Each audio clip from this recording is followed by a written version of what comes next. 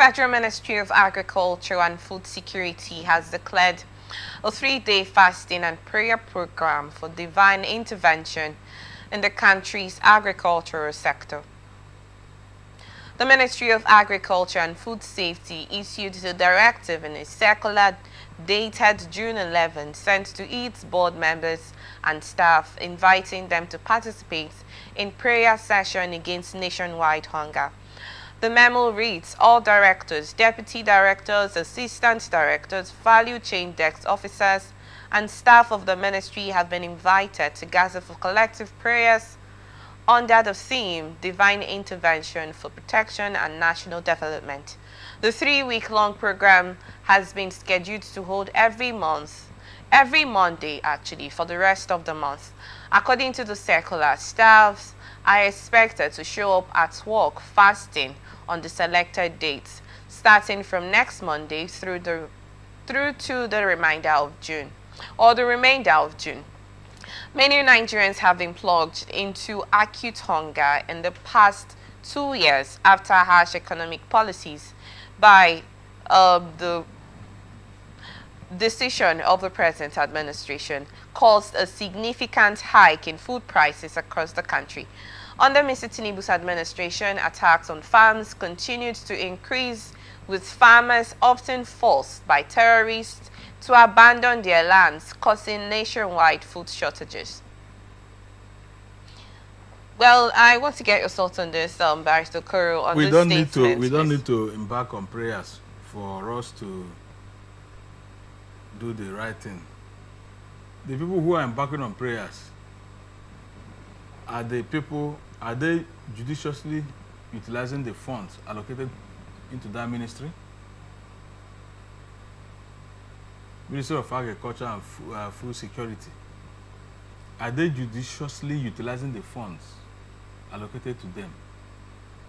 You know, this is sometimes Nigerians, I don't understand. We make this religion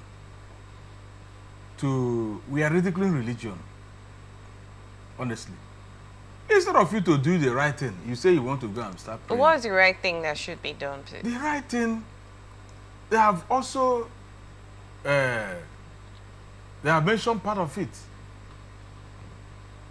Insecurity is part of the reason why you have food shortage in Nigeria. The lands are abandoned by the farmers because terrorists and bandits, Fulani herdsmen have occupied them. The government needs, we have always been saying it in this studio. The government need to do what they need to do. Remove these terrorists, bandits, and Fulani herdsmen from the bush. Remove them so that farmers could go back to their farms. That's the only way you can have food. Okay, what are they praying? Is it for manna to fall from heaven? We have known that it's no longer possible for manna to fall again. God didn't promise you that it will fall again. I thought the Bible says prayers can't do anything. You see, prayer will because I'm sure there will be different. Let me tell you what prayer does. Different religion on that aspect. So I'm not sure they're all expecting the manna, to fall from above. Everybody, even a Buddhist, knows that there was a time manna fell from heaven. So people pray for manna.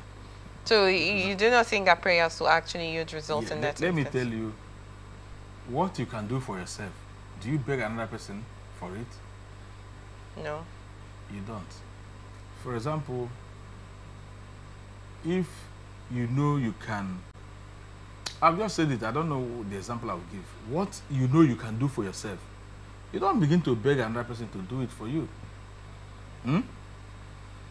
It is that thing you can't do for yourself that you beg another person to do for you. What we can do for ourselves, we don't need to start disturbing God for it. God has given us arable land. God has given us the resources. What else what do you need from him? Is it for him to come down and start cultivating it? Carry angels, come down. to cultivate the land. He won't do that one. So I don't know what they are praying for. Divine intervention. That divine intervention is for God to come down, start producing food for us. He will not do it too. The people knows that these Fulani herdsmen that are ravaging the farmlands, it's a political issue. Why not go and tackle it? You are calling God to intervene. They know that these terrorists and bandits is also a political issue. At a time, these things were not there. Who brought them? They have known, they know that the people that brought them have also come to say, yes, we brought these people for social and so reason. Erufai have said it before, how they brought the foreign Fulanis who invaded Nigeria. That it was because of election. And the people requested a very huge, I don't know whether it was 100 billion. They said settle them with 100 billion. They found it difficult to settle them, for them to go back. They found it difficult. Because I've actually asked a question one time to know if there's been a time when the president has had meetings with security chiefs, security heads over the way forward. I think at the time when Plateau experienced the major killing, yes, Plateau or Benue. It should be Plateau or Benue. Yeah, I think it should be Plateau. That the killing was really out of this world. About more than 400 people lives were lost in that instance. It was recorded. According to the records on corpses that were found.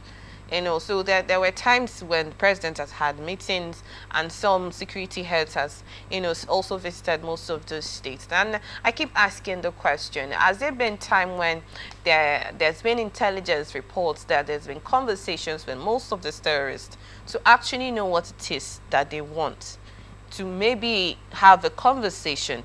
You know, there could be... With the terrorists or the... bandits, terrorists, at least whatever their names are, to know what the problem is and, you know, the way forward in curbing the insecurity.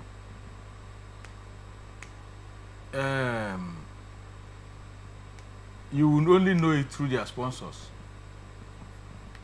I do not understand. So it cannot come to the general public, the knowledge of the general public. No. They can only find out that this thing not through the insurgents themselves. The insurgents have sponsors. So do you know that there was a time when the federal government actually said that there were captured bandits, that repented bandits, that were supposed to be reintegrated into the society? Did you hear stories like that?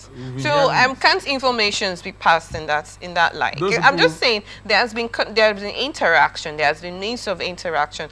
You see videos of them displaying cash in the bush, saying things and all of that. You know, making demands. I think there was a time when Tochi Bello actually made a statement. You know, he put a fine on a particular community, I think in Sokoto State, or a particular about 50 million fine on them, levy.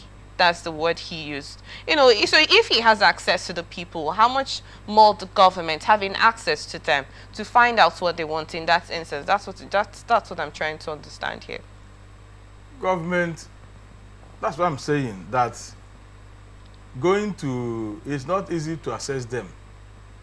Those people you see make videos, if you can assess them, it means that the problem is half solved.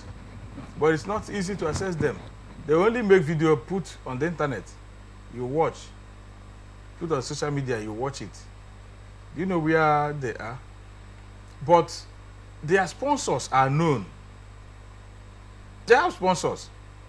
So these people... Their sponsors are known by whom? By the government, of course. I don't understand.